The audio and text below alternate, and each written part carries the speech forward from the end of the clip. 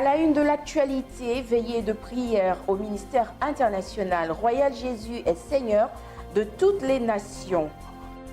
Et puis il sera question du réveillon de la Saint-Sylvestre dans les églises à Abidjan et à l'intérieur du pays. Madame, Monsieur, merci d'être sur Béni TV. Très heureuse de vous retrouver. Meilleurs vœux à toutes et à tous. Ouvrons ce journal par la veillée de prière autour du thème « Mon ennemi doit mourir » qui s'est déroulé au ministère international Royal Jésus est Seigneur. Pour en parler, Priscille Seyan, notre reporter, nous en dit davantage dans ce reportage. Le Saint-Esprit est en action à travers le prophète Élie Salomon. Nous sommes à la grande veillée de prière du ministère international Royal Jésus est Seigneur de Umputo dans la commune de Cocody. Le leader de cette communauté a jugé nécessaire d'immerger le peuple de Dieu dans la présence divine avant d'entamer la nouvelle année 2023. Vous le savez, en chaque fin d'année, l'ennemi a ses programmations contre les enfants de Dieu. Et Dieu a donné la vision d'aller contre cette programmation du diable. Donc le Seigneur nous a inspirés à mettre sur pied ce programme-là dans le but de faire tomber le Goliath de notre famille et qui nous empêche de rentrer dans cette nouvelle année en bonté et en paix. Une veillée faite de chants, danses, louanges, mais surtout de prières et de délivrance. Le prophète Élie Salomon a par la suite entretenu le peuple de Dieu autour du thème « Ton ennemi doit mourir ». Après ce programme, les ennemis vont se cacher. Ils vont s'enfouir dans la terre. Eux-mêmes, ils vont signer leur forfait. Un message bien perçu par bon nombre de fidèles qui ne manquent pas de rendre grâce à Dieu à l'issue de ce programme de prière. Je bénis la vie de l'homme de Dieu, que Dieu le lève encore toujours dans le ministère. Ceux qui ont des problèmes, qui sont fatigués, qui sont opprimés, ceux qui ont des problèmes même d'enfantement, je leur demande de venir ici, à l'église Mugès. Cet événement a pris fin par une action de grâce au Seigneur. Autre veillée, autre lieu, l'église des ministres du Christ de toutes les nations du kilomètre 17, route de Dabou, c'est dans la commune de Yopougon. Le reportage est signé Fidel Yao et commenté par Jean Alui pour Béni TV.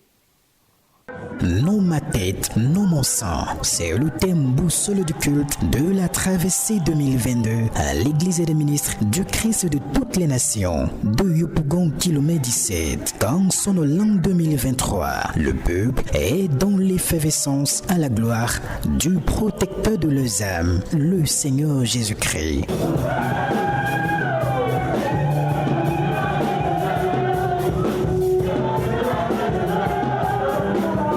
L'ange de la maison, apôtre Samuel Ameto, déclare des paroles de bénédiction sur ses enfants dans la foi.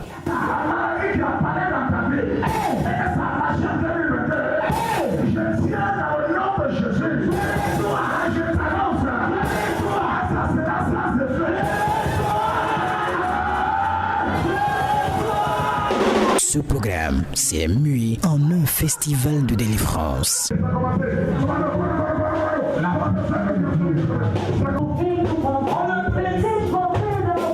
Cet ultime culte de l'année 2022 aura fait du bien aux participants. Donc, lors de la veillée, j'ai encore racheté l'année 2023 pour moi-même, ma famille et pour toute l'église dans laquelle je fréquente. Le fondateur de cette dénomination adresse ses vœux de nouvel an à l'endroit du corps de Christ. Les temps sont mauvais, tellement mauvais que nous devons être vigilants. Vigilance, que cette année nouvelle soit encore une année de bénédiction. Et je bénis cette année pour tous ceux-là qui n'ont pas pu voir ce qu'ils ont espéré l'année passée. Cette année sera cette année de bénédiction pour tout un chacun de nous. Bénédiction du corps de Christ, la paix pour nos nations, la paix pour toute la création. Puisse donc l'Éternel combler de grâce les fidèles de cette communauté en cette nouvelle année. Poursuivons dans cet élan avec les vœux recueillis à l'occasion de cette nouvelle année 2023 par nos reporters.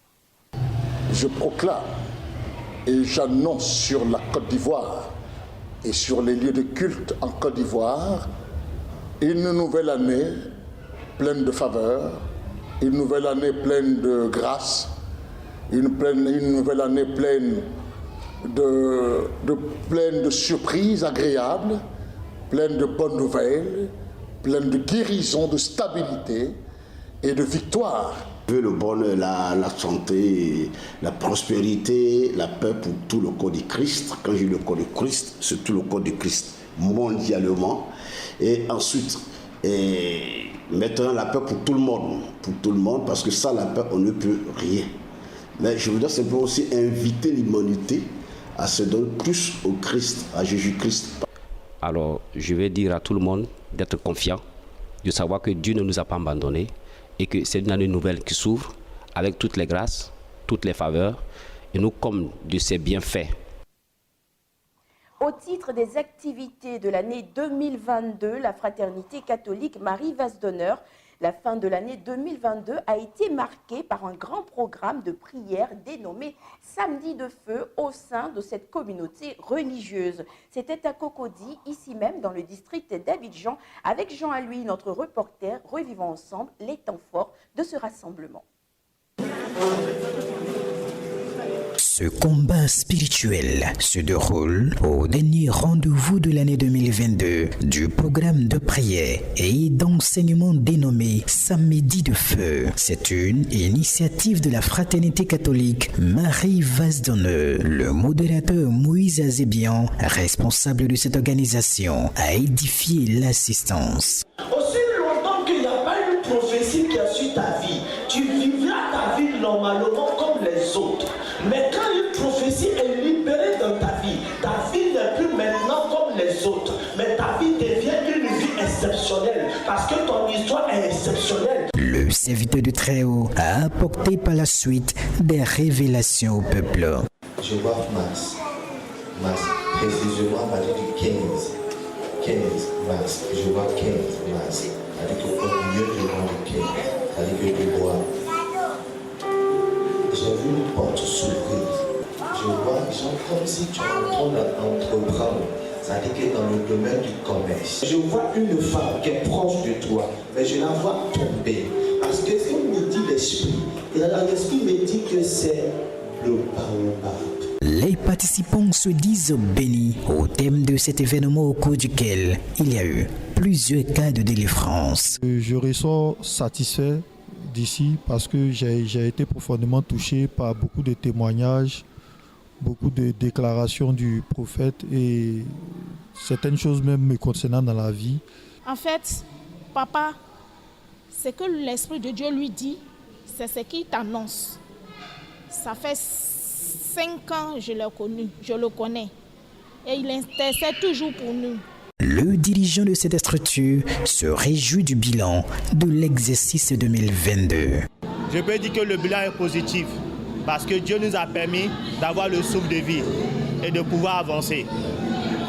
Et nous voudrons aussi, en cette nouvelle année qui s'annonce, dire merci à tout un chacun et saluer notre Père curé pour lui dire merci pour tout ce qu'il a fait pour nous pendant ce temps-là. C'est autour du thème Action de grâce que s'est tenu ce programme trimestriel.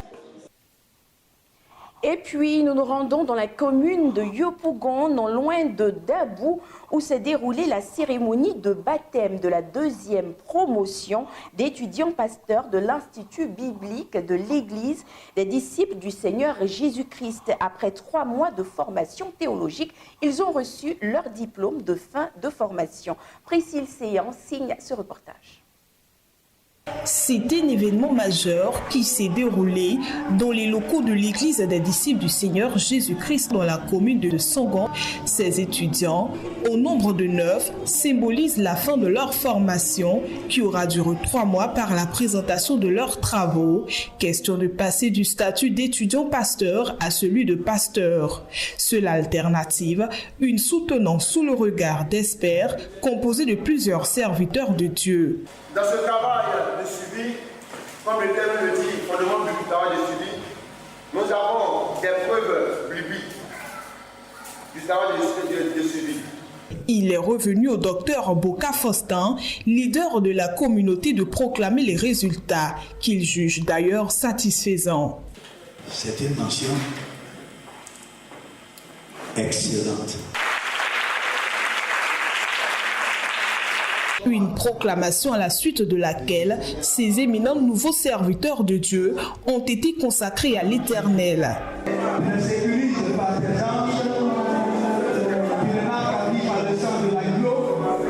Docteur Boka a par ailleurs, dans une brève intervention, relevé l'intérêt d'une telle formation pour tout serviteur de Dieu, non sans avoir manqué de prodiguer des conseils à l'endroit de ces soldats du Christ. La particularité se voit, je crois, dans le nom que nous avons donné à cette promotion.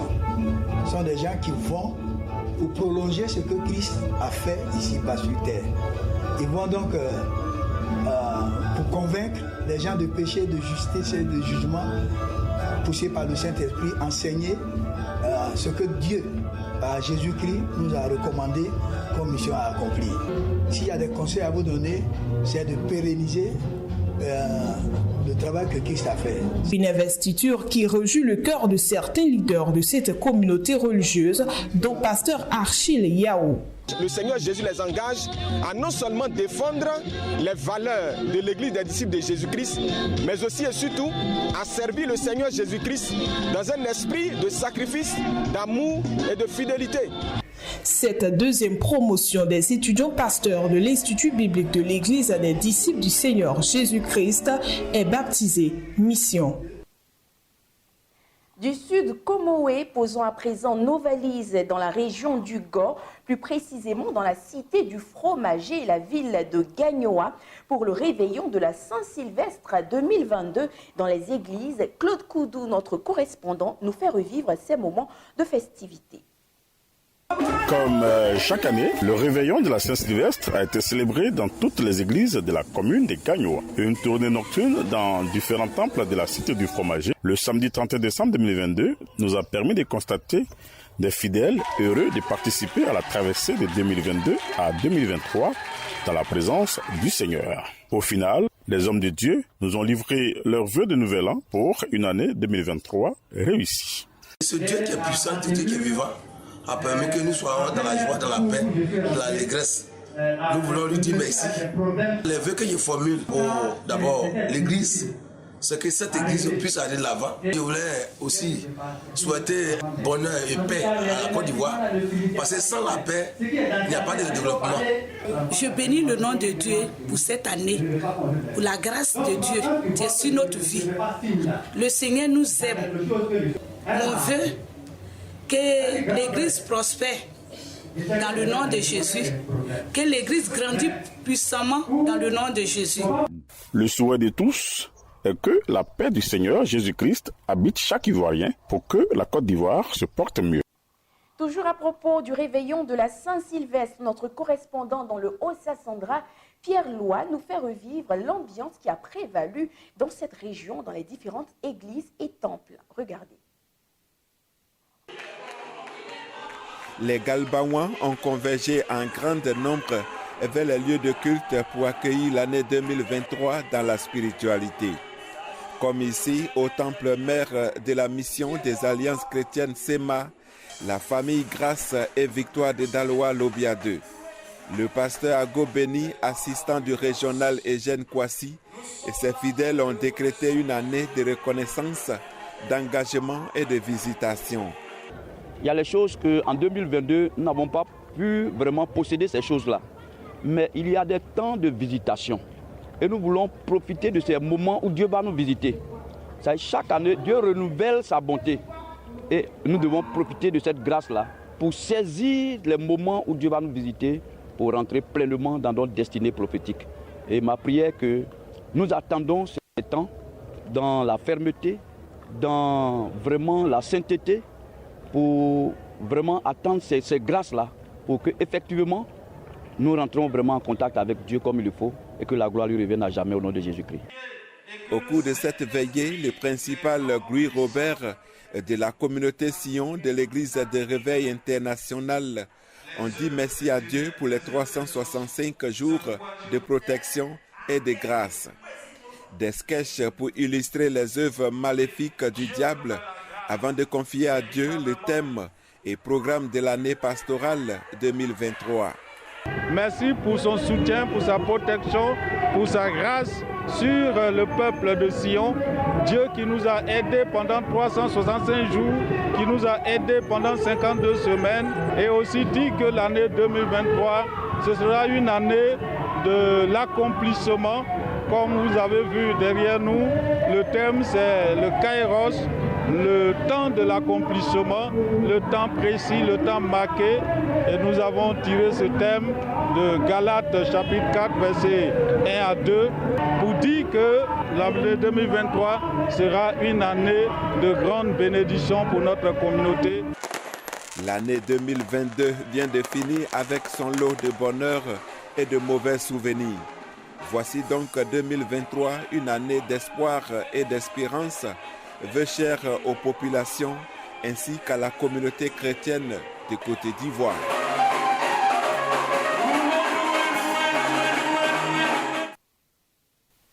Ils sont tous des chantres de l'Éternel, membres du groupe L'Étoile brillante du matin. Ils viennent de procéder à la dédicace de leur nouvel album à Gros-Bonoudan dans la sous-préfecture de Gabiadji. Suivons ensemble ce compte rendu d'Evlore pour Béni TV. Le samedi 24 décembre 2022, le groupe de chantres L'Étoile brillante du matin a dédicacé son dernier album au stade du village de Gros-Bonoudan dans la sous-préfecture de Gabiadji, région de San Pedro. En présence du parrain M. Vénance Amanikono, du pasteur Marcelin Zaï, des églises La Consolation, pasteur du lead vocal Pierre Adro du dit groupe et de nombreux amoureux du chant sacré. Au cours de cette cérémonie dédicace, les groupes musicaux du village de Gros-Bonoudan et bien d'autres chantres ont apporté leur soutien en assurant la première partie. Ensuite, le groupe à l'honneur, L'Étoile brillante du matin, a passé en revue quelques-unes de ses chansons du premier au troisième album, en passant par le deuxième, dans une ambiance bon enfant.